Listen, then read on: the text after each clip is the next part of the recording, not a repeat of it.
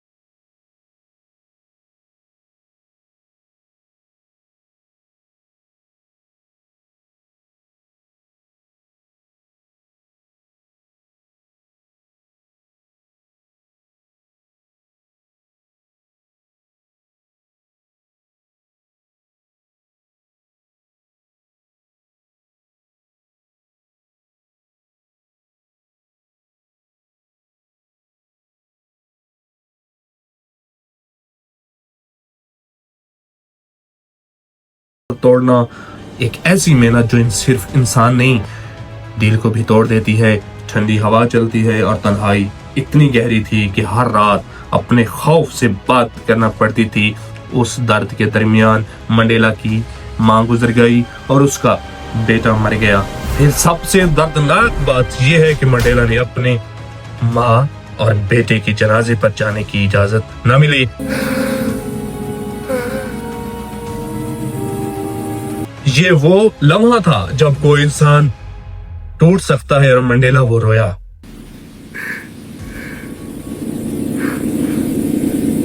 لیکن صرف ایک رات۔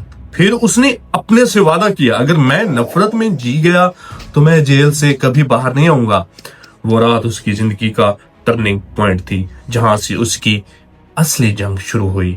جیل کے اندر اس نے گارڈ کو دشمن سمجھنا چھوڑ دیا، ان کی زبان سیکھی، ان کے مائنڈ سیٹ کو سمجھا، رسپیکٹ کے ساتھ بات کی، secretly university Robben Island start کی۔ نالج ان کا ریزسٹنس بن گیا۔ منڈیلا مانتا تھا hate blind you, knowledge frees you. وقت گزر رہا تھا اور باہر دنیا تیزی سے بدل رہی تھی، ریسٹرکشن لگ رہے تھے، اکانومی گر رہی تھی، پریشر بڑھ رہا تھا۔ پھر آیا 1990، وہ دن جب جیل کا دروازہ کھلا۔ منڈیلا 27 سال بعد، کین یو امیجن، 27 سال بعد आजादी की पहली सांस ले रहा था मंडेला। लोग गुस्से में थे, बदले के लिए तैयार थे, हवा में सिर्फ एंगर था, लेकिन मंडेला ने कहा we must heal this nations. ये अल्फाज सिर्फ एक अपील नहीं थी, ये एक नई शुरुआत का वादा थी। 1994 के इलेक्शन आ गए। साउथ अफ्रीका के लिए ये पहली बार था जब सबको वोट देने का हक मिला, ब्लैक व्हाइट सब एक साथ। लेकिन ये इलेक्शन इतना आसान नहीं था।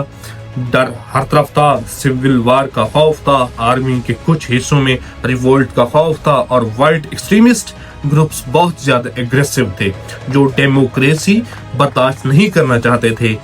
अपोजिशन बहुत स्ट्रांग थी। नेशनल पार्टी जो अपार्थीड चाहता था, अलग अलग राइट विंग ग्रुप्स जो कभी किसी हाल में पावर छोड़ना नहीं चाहते थे।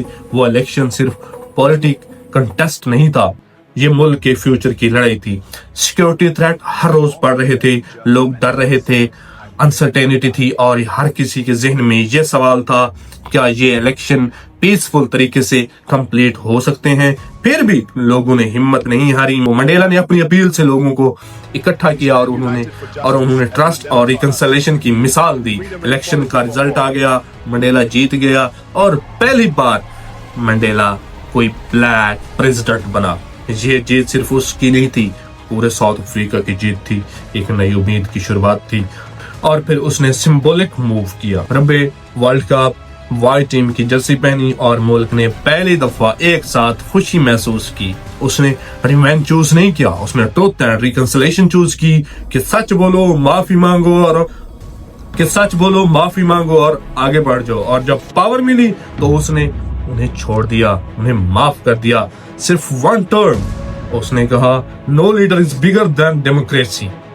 मंडेला परफेक्ट नहीं था, उसकी जिंदगी में लॉस था, पेन था, रिग्रेट था, लेकिन उसने दुनिया को यह सिखाया कि रियल लीडरशिप कंट्रोल नहीं, करैक्टर में होती है।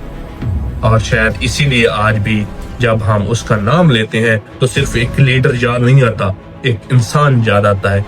मैं साइनिंग आउट। अल्लाह हाफिज।